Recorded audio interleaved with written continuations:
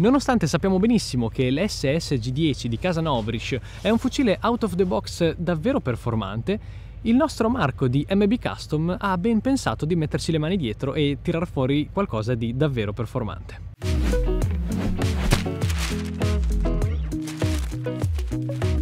Io e Marco non ci conosciamo da molto tempo, ma per quelle poche volte che ci ho parlato mi ha dato veramente delle ottime impressioni. Impressioni che si sono poi rivelate essere più che positive per quanto riguarda il custom di questo fucile. Ha reso il nostro SSG10 un fucile più preciso, più silenzioso e con una serie di accortezze dal punto di vista meccanico davvero molto meticolose. Una delle chicche più interessanti che ha aggiunto, ad esempio, è questa TDC, ovvero la torretta di regolazione dell'OPAP esterna, fatta con un design e un funzionamento davvero innovativi. Inizieremo subito il video con un bel test di gittata, precisione e silenziosità, per poi tornare nel mio studio ad analizzare i colpi sparati e tutto quello che sta all'interno di questa bestiola. Quella che vedete alle mie spalle sarà la nostra linea di tiro, sulla quale andremo ad effettuare le prove di tiro dai 10 ai 50 metri. Per la prova utilizzeremo questi pallini da 0,36 grammi. Questo qui sarà il nostro bersaglio, che tra l'altro sono quelli nuovi che ho disegnato personalmente e fatto stampare circa 2 settimane fa. Come vedete ci sono due macro aree, quella più grande da 30 cm che corrisponde indicativamente al petto, mentre quella più piccola da 15 cm sta più o meno ad indicare la testa. Per andare a verificare la prova di tiro useremo i classici 3 punti di vista, ovvero questa camera principale che se ne starà vicino a me, la GoPro vicino al bersaglio e infine la Runcam qui sopra per vedere bene la traiettoria del pallino.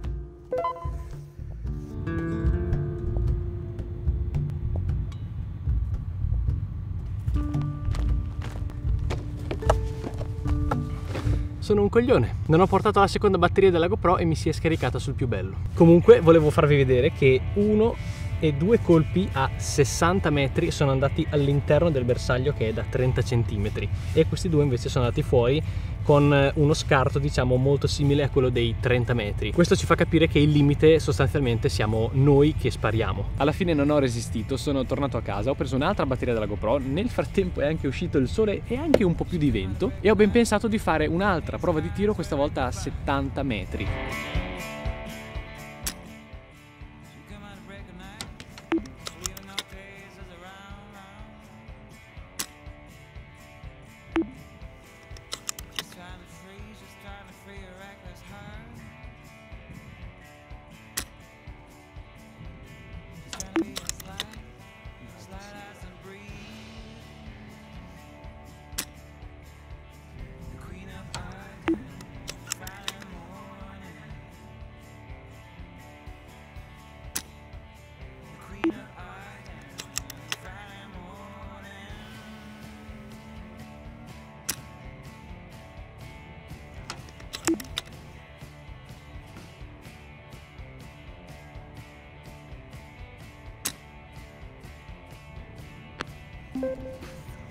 Ci ho messo un bel po' di tentativi, ma alla fine guardate un po' qua, colpo in sagoma da 30 cm a 70 metri di distanza. Ed ora che ne dite se andassimo a sparare ad un po' di tappi?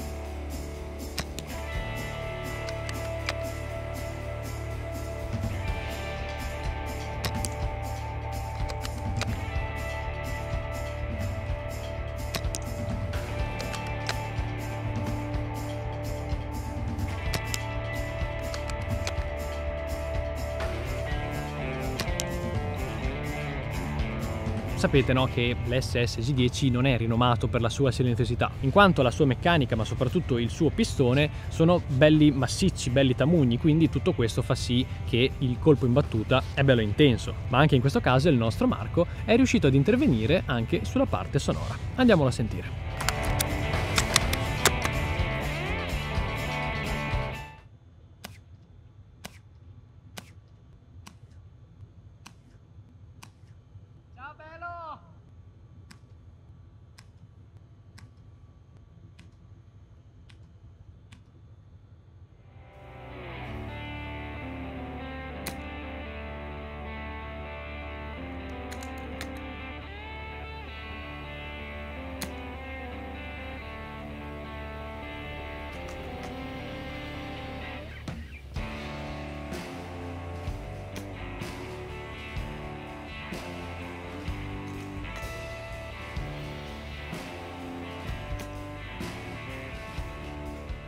Quel varco che vedete là in fondo si trova a più di 70 metri e devo dire che il pallino poi non è che abbia una deviazione così impressionante, è comunque bello stabile, anche perché si tratta di un 0.36, quindi insomma mi ha stupito, mi ha decisamente stupito. Ed ora che abbiamo visto come la replica si comporta in un contesto di prova pratica, non ci resta che tornare in studio per verificare cosa effettivamente Marco abbia fatto al suo interno. Per comodità gli ho tolto il silenziatore, così perlomeno rimane all'interno dell'inquadratura. Ed ora lo andiamo a smontare così da apprezzare tutti i dettagli tecnici.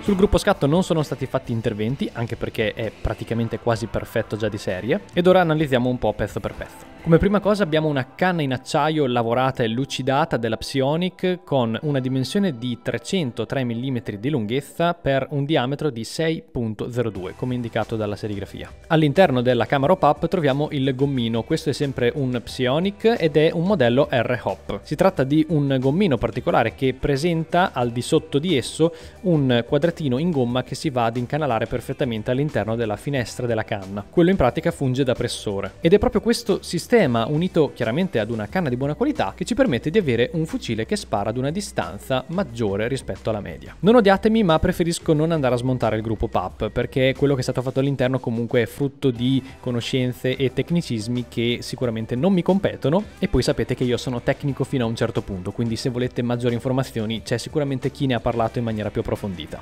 Un'altra cosa che è stata fatta sulla camera dello PAP è stata quella di tornire la base di contatto con la testa cilindro per poi applicare queste due sottili mezzelune in gomma che appunto permettono di avere un miglior assestamento proprio della testa cilindro a contatto con il nostro gruppo PAP. In pratica questo è quello che accade, vedete, va in battuta e poi chiaramente una volta che noi abbiamo caricato il colpo lui sta fermo qui e proprio con quella gomma andiamo ad evitare quei micro spostamenti dati soprattutto dalle vibrazioni che appunto potrebbero leggermente disassestarlo. Sono veramente dettagli molto sottili ma che comunque male non fanno. Un elemento che si può notare anche da fuori è questo tassello stampato in 3D che è stato inserito nella fessura dove appunto c'era il vecchio sistema di regolazione PAP, che presenta una piccola finestrella proprio in questo punto ed è esattamente il punto nella quale entra il perno della nostra TDC. La TDC altro non è che un dispositivo esterno alla canna che ci permette di regolare lo PAP in maniera pratica e anche molto precisa. Questo modello in particolare, ma anche proprio la concezione che ci sta dietro, è stata sviluppata interamente da Marco di MB Custom, quindi si tratta di un prodotto esclusivo, un modello di TDC pensato sicuramente per andarsi a differenziare nel mercato, anche perché dal punto di vista del design sembra proprio un componente facente parte del fucile, non sembra una cosa buttata lì, a parte queste vitine argentate che se magari erano nere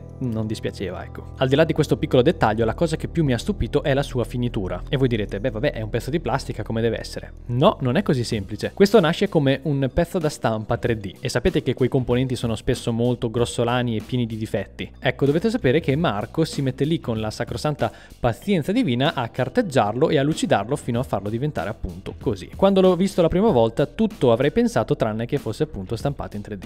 Quindi complimenti. Al di là della sua finitura, la cosa più importante è chiaramente il funzionamento ed è molto semplice. La ghiera va ad agire su un perno filettato centrale che appunto è quello che sale e scende e si inserisce all'interno della camera dello PAP. Questo perno poi alla fine possiede questo tassello sempre stampato in 3D con una forma particolare che permette appunto di applicare la corretta pressione omogenea sulla patch del gommino PAP, che poi appunto è il pressore. Questo sistema di regolazione completamente verticale è sicuramente più preciso e la pressione è più omogenea e non è come il sistema classico che agisce praticamente con una sorta di levetta che fa questo gioco qua. Facendo una cosa del genere la pressione non potrà mai essere completamente omogenea, perché in questo punto ci sarà un tipo di pressione e quando sarà giù ci sarà un altro tipo di pressione, dato proprio dall'inclinazione della levetta. Questi scatti hanno davvero una fluidità e una precisione fantastica, vi giuro, dovete provarlo.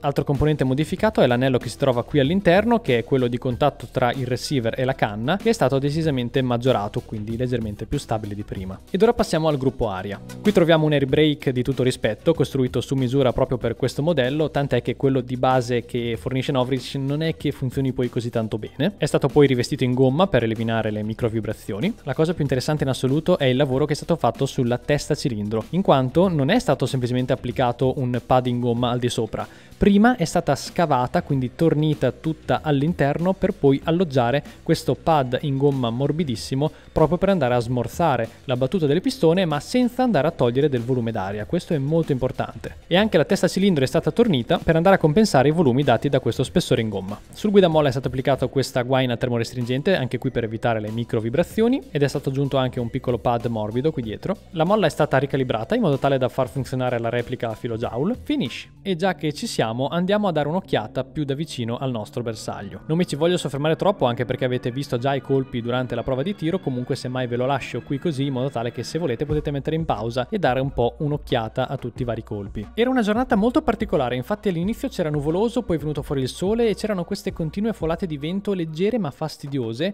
che appunto mi avevano destabilizzato un pochino i pallini, tant'è che a 30 metri come vedete ci sono questi due colpi fuori sagoma che effettivamente fanno un po' storcere il naso, perché vi posso assicurare che a 30 metri un bersaglio del genere lo si colpisce molto facilmente, però appunto mannaggia quelle folate di merda. Una cosa che ho potuto notare è che dai 30 fino ai 40-45 metri, dove voi piazzate il reticolo dell'ottica, il pallino va lì. Ci sarà un piccolissimo scarto di qualche centimetro, ma è davvero impressionante. Infatti è da notare come l'altro colpo dei 30 metri sia finito esattamente in questo punto qua. Non so se si era notato dal video, ma dai 10 fino ai 50 metri mi ero concesso solamente 3 tentativi per poterlo colpire, quindi se andava fuori, amen. Questo vi posso assicurare che è sicuramente un limite per il tiratore, perché non è così semplice come possa sembrare. Tentativi che invece non sono rimasti gli stessi per i 60 e i 70 metri. Ahimè, ci ho messo un po' di più. Questo infatti è il bersaglio dei 70 metri, vedete è completamente pulito, ma c'è un colpo qua. Ovviamente quando siamo intorno ai 60-70 metri, il pallino per forza di cosa,